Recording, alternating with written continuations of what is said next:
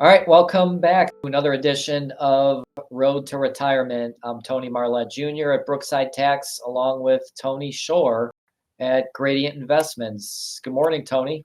Good morning, Tony. To the Is two that Tonys. Good is that morning. like your Good Morning Vietnam? Good morning, Tony. Good morning, Tony. Great to be here on the road to retirement, right? We're all on the road to retirement, no matter how old. I 20 was gonna years say, old, yeah, it doesn't 60 really years matter, old, doesn't matter. We're all right? headed in that direction, and it's a big part of people's lives. But hey, I've been great. It's been a few weeks since we've gotten together. We usually take a break during tax season from the podcast because you guys are busy with that. And I know you've been doing a lot of financial planning and wealth management as well. And Chris has been involved with taxes, and you've got quite the staff there. You cover it all. So that's pretty cool. I've been good, just keeping busy. How about you? What have you been up to? Yeah, of course. It's been more than a few weeks. It's been closer to a few months, believe it or not. Yeah.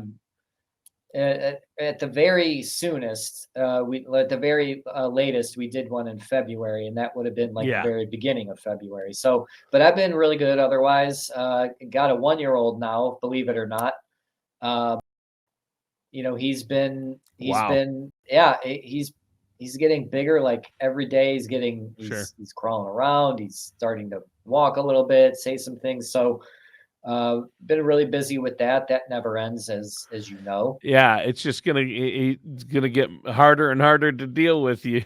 You're gonna have your hands full there. Well, we already do. And then, yeah, like you said, with everything at the end of tax season, I think one of the misconceptions is our whole office just goes to the beach for 2 weeks. So, that's the case sometimes. But, I don't, When in reality, it's just it's, Chris Anselmo, who's at the beach, and the rest of the office is all there working hard. Chris is hilarious because he literally will take off for Florida either the wee hours of April 16th or late night April 15th as soon as it's done. And look, he deserves it. Right. But, Yeah. it's funny because every year, like clockwork, it's like 2 weeks in Florida after tax season. And you need that because it's so, Intense. it is Putting intense. in a lot of hours. Yeah. Right. Yeah. Yep. It's not a 9 to 5 job during tax season. No, no, it's not. And then you know, obviously on the financial planning, on the investment side, Yeah. I really don't slow down. It's good to have the hustle of tax season over, and everybody can focus on what else we do here, which is obviously a plethora of things from financial planning to insurance to the legal work that our attorneys do. Which you do continuously while Right. your tax people are focused on taxes. You're constantly working on wealth management, retirement income plans, things of that nature, right? Absolutely. Yeah. And so today I thought we could address some of the more common tax questions or tax issues, or let's just call it maybe a greatest hits of tax season here. Some Sure. things that we saw a lot of this year that I think are very common for many people. We're not talking about 1% of people either way here. These are things that I think a lot of people are confused by. And I thought we could maybe take some time to clarify some of what we saw this year. That's a great idea, Tony. And I think this is great. So I imagine you see and hear it all. What were some of the more common things you saw or noticed that people should know about? Well, for one, I think people are still confused on what to itemize or what to deduct from their taxes. And a few years ago, probably 5, 6 years ago at this point, the Tax Cuts and Jobs Act clarified all this, and it raised what's known as the standard deduction. So the So, standard deduction, go ahead. so people stopped itemizing Correct. Yeah. And I think it's, because the standard deduction was high enough where it's like, is it worth it to itemize, or do I just want to go with the standard deduction? You have a choice, right? you do. And 9 times out of 10, the standard deduction is going to be the better way to go. And the standard deduction is nothing more than a reduction of your taxes. It's like an automatic tax write-off.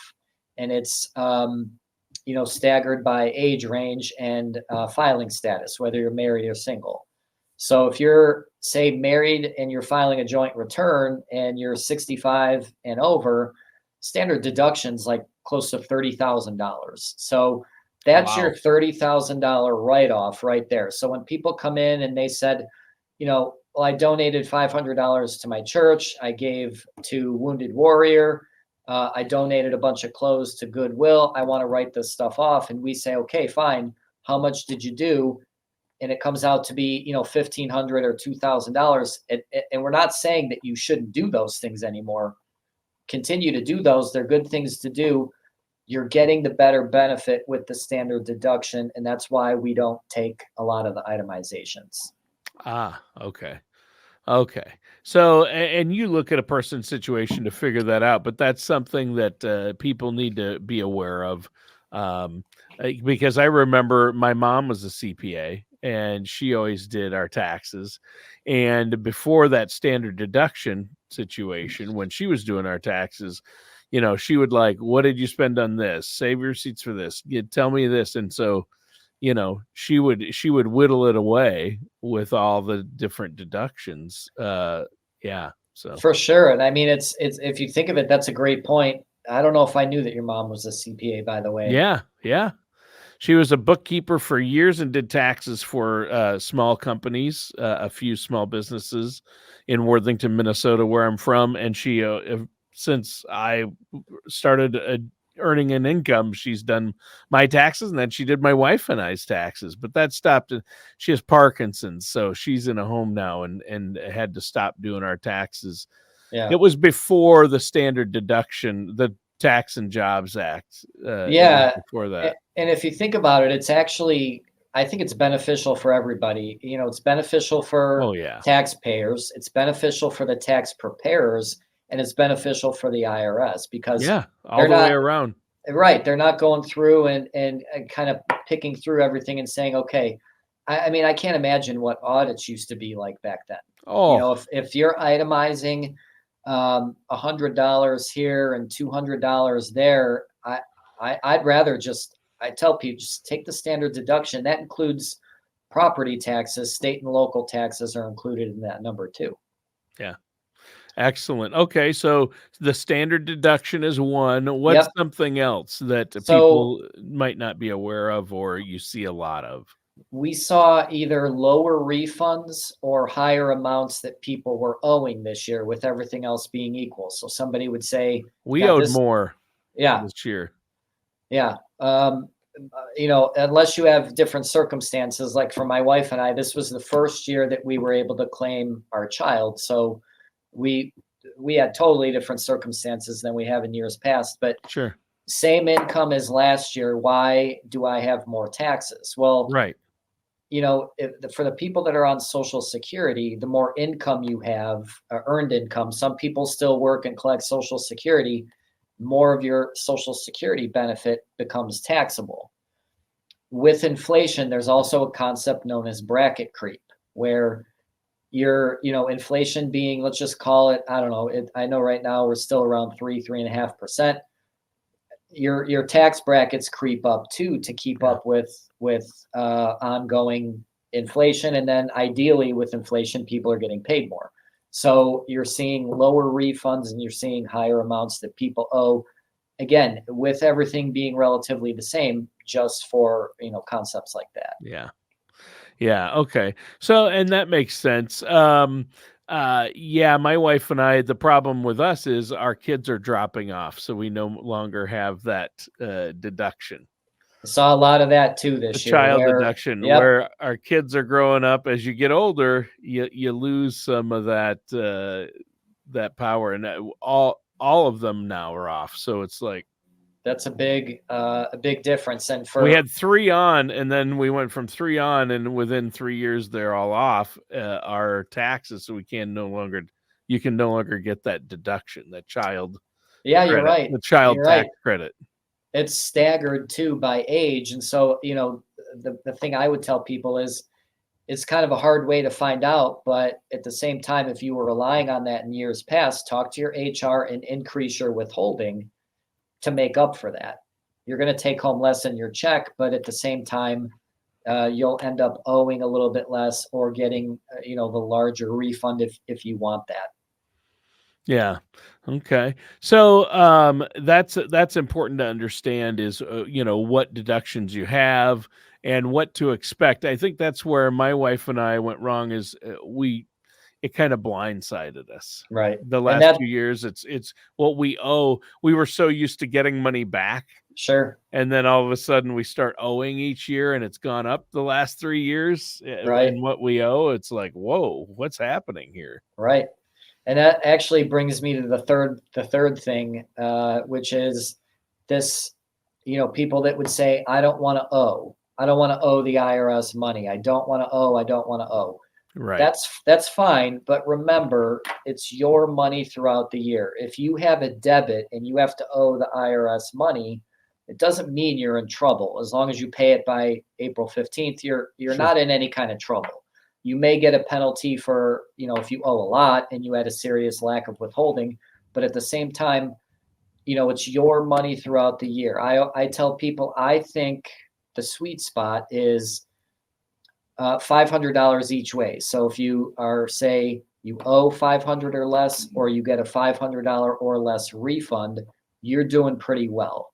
Yes. Because the people we know people on both sides of this. I did returns extreme one way or the other, where people owed five digits, 5 figures in taxes, and then people who got 5 figures in tax refunds, and they both, most of the time, knowingly did this. So some people say, well, I have a problem with saving, so I want tax withholding, and then I get a big lump sum when I do my return.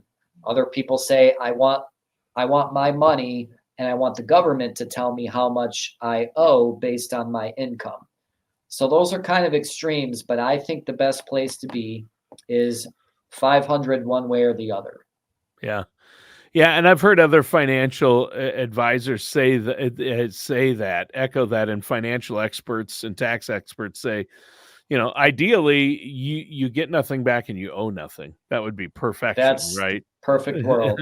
Remember, it's your money. You're not, the Yeah. IRS is not But there's being that kind and $1,000 generous. spread. You Yeah, don't want to owe more than 500, and if you're getting back more than 500, it means the government that's money you could have been earning interest on. So that's exactly correct. that's kind of the sweet spot. Yeah, we're not in the sweet spot this year. My wife No, and I we're on the wrong end of that. We owed I not couldn't believe, not 5 figures, but 4 figures. That's enough. sure, it's not hard to get to, in all honesty. Yeah. Especially like you said, when you have deductions falling off. Yeah. I can't believe, we've never filed a joint return until this year. And then, the money we got back, I was stunned because of, again, the child deduction. And we got a lot back, and I wasn't expecting it. And, we made some changes because, again, like you said, I want the money, not letting the government borrow it. Yeah, the government's earning interest on your money. Either the government earns interest on that money or you do, right? Correct. And you as a financial advisor know the power of compounding interest and For sure. investments, especially now with higher rates. You could put that into a safe money option where your principal's protected and you're earning 5%. Why wouldn't you do that rather than let the government have it? Right. And you don't have to be an investment advisor or a financial professional to manage money better than the government. So yeah, that's a good point. That's a really good point. So those are some key things. Do you have anything else regarding taxes? Is there anything that you heard or saw that you're like, hey, this is important? I think the biggest thing was, also if people move, we have local taxes here that we have a division called RETA, Regional Income Tax Agency, that manages some cities, and then other cities just manage their own. And so I think if you move and you move from one municipality to the other, why do I still owe one, or I still owe the other? I thought I moved, I thought I escaped this. just because you move from one municipality to another does not necessarily mean you don't owe any more local taxes, unfortunately. Hmm. Interesting. Yeah. Yeah, that's where you start to get in the weeds and need professionals like at Brookside Tax to help you figure it out. You Absolutely. don't want to go it on your own, and you don't want to just go down to a little shop that sets up only during tax season, and they're just churning it, entering your information into the software, and they're done. You want to go to tax professionals who can help you and look at the big picture, and that's where you come in. Is you look at people's big picture and say, hey, you can walk over to Chris and say, hey, this person needs has this situation. Right. No, I think that's absolutely. fantastic. And I think right now that's part of why we still stay busy after tax season, is because we talk to such a high volume of people February through April, and then we want to advise them on their financial planning, or Chris and Zach on their legal needs. So, we try to convert those to not just transactional seasonal tax clients, but to actually help people. Not that we're not helping with taxes, but to help people with other aspects of their life too. Yeah. Yeah. I think that's fantastic. Well, and taxes, I mean, we've done whole shows and we'll do a whole show on this. This isn't for today, but when you talk about taxes, I just think about all the misconceptions people have about taxes in retirement.